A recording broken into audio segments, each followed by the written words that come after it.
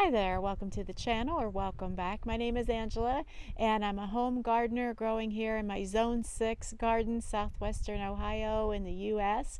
Today on the channel I'm going to share with you guys some more of the plants that I bought in a recent plant haul and how I'm using those plants to kind of solve a little bit of a landscaping eyesore, if you will. And I'm also going to share with you a recent purchase that I made. It's by far one of my favorite gardening tools that I've bought in recent years. So stick around for that, but first let's take a look at these plants. I am not sure if this is showing up yet on the camera, but we're going to walk over there. But straight down there, there is a green transformer box that kind of sits plunk in the middle of our property here. And we've been at this place for going on 13 years.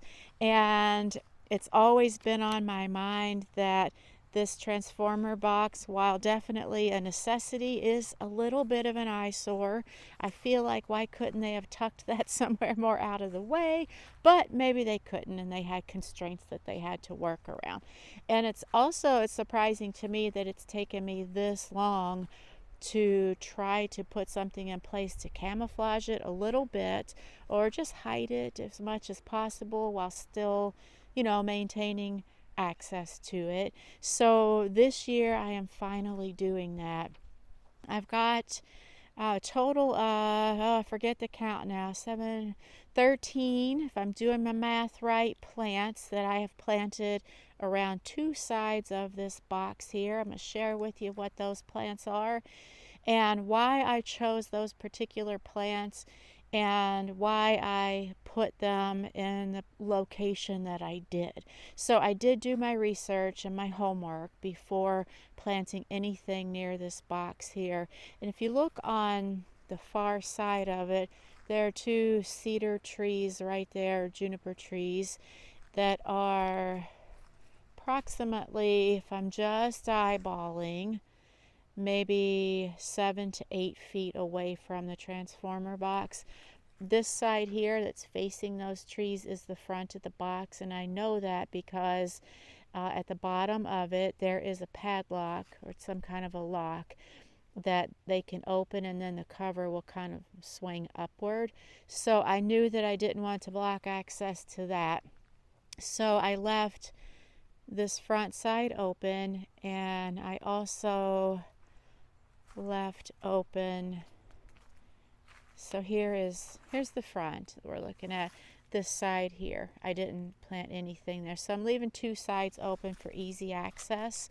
And then also in between the side walls of the box and where I did my row of planting, there's roughly 2 feet there. I did read anywhere from 3 feet to 10 feet you should leave clearance around the box. I thought it would be okay if I planted them a little bit closer, and the reason why is because of the nature of what I planted there. So what I did plant there, so we'll get into the actual plants now. I'll tell you a little bit about the plants and give you some more details about how I planted them and why I planted them the way that I did. So the first row, I did 2 rows. The first row closest to the box, those are grasses. They're called feather reed grass. The variety is Hello Spring. They are not native to this area, but they are also not invasive. I believe that they are sterile so that they won't spread or self-seed or self-sow.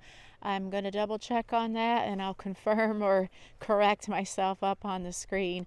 So I did a total of 7 going around 2 sides. Those grasses will get about 4 feet tall, and the transformer box itself is roughly 3 to 4 feet tall. So it'll make a nice screen there, and it'll block out the view a little bit.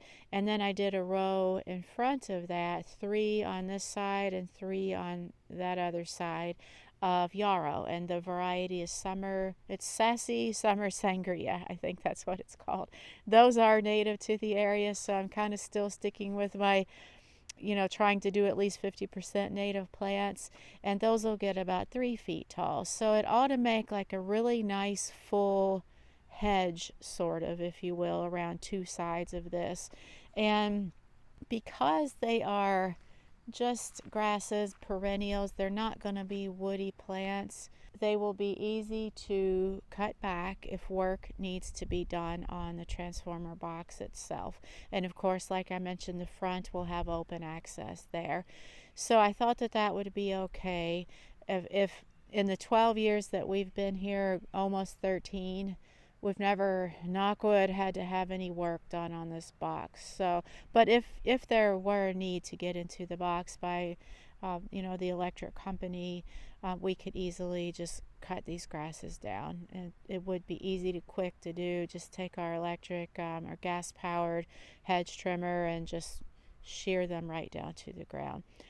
I believe that the same will go for the yarrow. I am not kind of new to growing yarrow, but I'm pretty sure that it won't get woody, and maybe I should check on that first. But even if it did, the yarrow sits back about 3 feet, so I think that it would be okay. Of course, I would cut them back if we needed to for access to the box. And I did not dig too deeply. Was very, very careful how I went about digging the holes for these plants. So I feel pretty confident that I was did my due diligence and not being, irresponsible when I did the planting there. And my thought with doing these two particular sides is that when you come down the drive here, like coming into the property and going towards the house, this is one of the very visible things that you see. You can see the house is right over there. So I thought just having these two sides covered would make a nice screen. It's kind of, I guess it was like a compromise of keeping access to the box very available, yet still making a nice screen. And that can be removed, if you will, if needed, by shearing them down to the ground. So that's how far I've gotten with my landscaping. And if you've seen recent videos, then you might recall that I'm kind of done with the veggie garden. We are getting into fall. I've got my big thick sweater on, so enjoying the cooler temperatures and definitely enjoying the changing of the leaves. I'm going to show you some of those here in a minute just to share the colors with you. But I am definitely focused on landscaping efforts here in the fall. It's one of the best, if not the best, time to get these perennials and shrubs into the ground to give them a good head start for next year, get them settled in nicely over the winter, and then next year they can start taking off. I do still have some more plants from the couple of plant hauls that I've done recently that I haven't planted yet, and I am going to show you guys those plants as I get to them, as I get them into the ground, and show you where I'm planting them, whether they're solving any kind of a landscaping problem for me, or if I'm just adding to what I've already got going. So let's take a peek at these beautiful fall leaves. Although they're kind of, we've had some wind, and unfortunately that knocks all the pretty colors right to the ground. I wish the leaves would stay on for like a month after they turn colors, just because it's so beautiful. I'm going to give you a peek at some of the colors, and then we're going to look at my new favorite gardening tool. Let me flip you around. One of my favorite fall trees here is this maple, the orange one that's way taller than the house. The color on that one just is glorious. It's like a glowing orange. It's so beautiful. And then looking down this way towards the street, we've lost a ton of leaves already, so it's not going to be as pretty as it was. I did get a couple of pictures of it before the leaves started all falling off, so I may just pop those pictures up here for you. It'll give you a much prettier scene than what we have now. There's still some leaves on, but by and large, they're really coming down. Towards the middle of our property here, we've got a lot of evergreens. There's a ton of pines.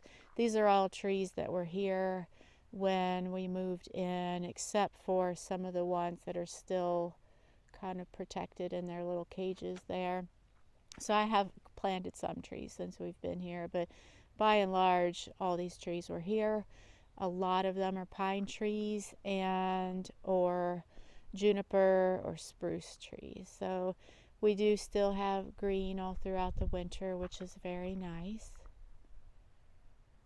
This tall yellowy tree here is a catalpa tree. Those are native to the area and they're beautiful. They're one of my favorites. The leaves on those are huge and the flowers are almost have a tropical look to them and the fragrance is amazing. We've got a couple of those on the property, but they have that nice yellowy color. And I am going to take you up closer to the house now where I will show you my new favorite gardening tool.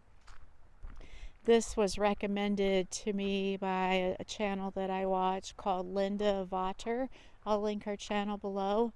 And she has multiple times on her channel talked about this. It's a garden hose and how wonderful it is. And I was hesitant at first, but I'm so glad that I finally did this. I just got this hose on Amazon. I'll link it below. I'm not affiliated or anything, but it's a metal hose and they come in different lengths. I got the 50-foot hose, which is just perfect for this area here. But they're billed to be or marketed as lightweight and kink-free, and I have to admit that that is so true. And it's so lightweight and so maneuverable without kinking up or bending that I would say that this hose, I would call it a game changer. And it also came with the sprayer here, which is nice. It has the thumb lever to turn it off and on, and that's easy to maneuver. It has 7 or 8 different settings there. It's, you know, you see these pretty everywhere. They're kind of ubiquitous, like shower, full, flat, mist, soaker, and so forth. So heartily recommend this. This hose is long enough for me to, if I unwind it fully, it goes down to the end of the house because I have a bed down there that I water, and then it also goes, swinging you back to the front of the house here. It goes out to the other end where I've got some plantings there, and then around the corner of the house to another bed. So it's a perfect length. I mean, of course, when you're talking about coverage, longer is always better as far as garden hoses, but 50 feet was like affordable and long enough to get my job done. So this is the hose that it's replacing, which I will keep for sure. I've had this hose, it's got a couple of splits in it. I have 2 of these. This is heavy duty and it's also heavy, it's in weight. I got 2 of those years ago. I'm talking maybe more than 20 years ago at my very first house that I had. And I remember thinking at the time that it was very pricey. I got an expensive hose with the thought that you get what you pay for and quality is key. And that definitely held true with these 2 hoses. They're identical. I've left them outside year after year after year over these 20 plus years, and they are still holding up and going strong. This hose here is one that was kind of left behind. We use it every now and then if we have to have like extended length to get out to our pond, which is out that way, to top it off or anything like that, which we've had to do. Let's walk down there. I'll show you. We've had to do that a couple of times in the 12 plus years we've lived here, just in times when there was an extreme drought, kind of like there was this summer. And I'm thinking that we may give this a top off before winter comes, just because we do have fish in there. It's the pond itself is probably, I've never measured it, but just eyeballing maybe 60 feet by 90, something like that. And it's low, just because we had an extreme drought all summer. So I'm hoping that this is showing up. You guys can see it down through there. We've got a little fountain going. You can hear it. Maybe you can hear it. But it's low, and I want to set it up as good as we can for winter. And when it's topped off as full as it can be, it's only maybe 2 to 3 feet deep in the very center, and it's got a lot of muck at the bottom. Like if you go in there, if you should wade in there, make sure you got your hip waders on and there's another person standing by, because you could get stuck in the mud. It's full of muck, and I feel like maybe it could be dredged. I don't know what they do to renovate a pond like that. It's not something that's in our budget to do anytime soon at all. So we just kind of leave it as is. And it has a lot of life in it. So I guess it's, relatively healthy. There's fish, frogs, snakes. There's all kinds of life in it. So just, if it ain't broke, don't fix it kind of thing. That's what we are living by these days when it comes to expensive projects on the forecast. Have to evaluate it carefully and prioritize and do what needs to be done most of all. And one thing I forgot to mention, when there were Amazon Prime days going on back at the beginning of October, that's when I bought that garden hose, just because I got a lot better deal on it. Like I mentioned, I'll put a link to it below. You can check it out. I'm not affiliated. But there are different links, so the price varies depending on how long of a hose that you choose. The 50-foot one is perfect for that area, and I'm thinking about, when it goes on sale again, getting one for the veggie garden back there. In that one I may go like the 75-foot length, just because it's a little bit larger of a space that I'm always having to hand water over there, so I'll probably do that. At this point, there's no rush though, just because I won't be watering the veggie garden until next spring, unless that hose were to go onto a deep discount for the holidays or Black Friday or something like that. I'll just hold off on that. So that is all I have to share with you today. I hope that your garden is doing well. Are you planting anything for the fall? Whether it's doing a fall veggie garden or working on some landscaping projects, let me know what you're working on in the comments. And I will catch up with you next time, when I should have more of these perennials to share with you guys. Take care.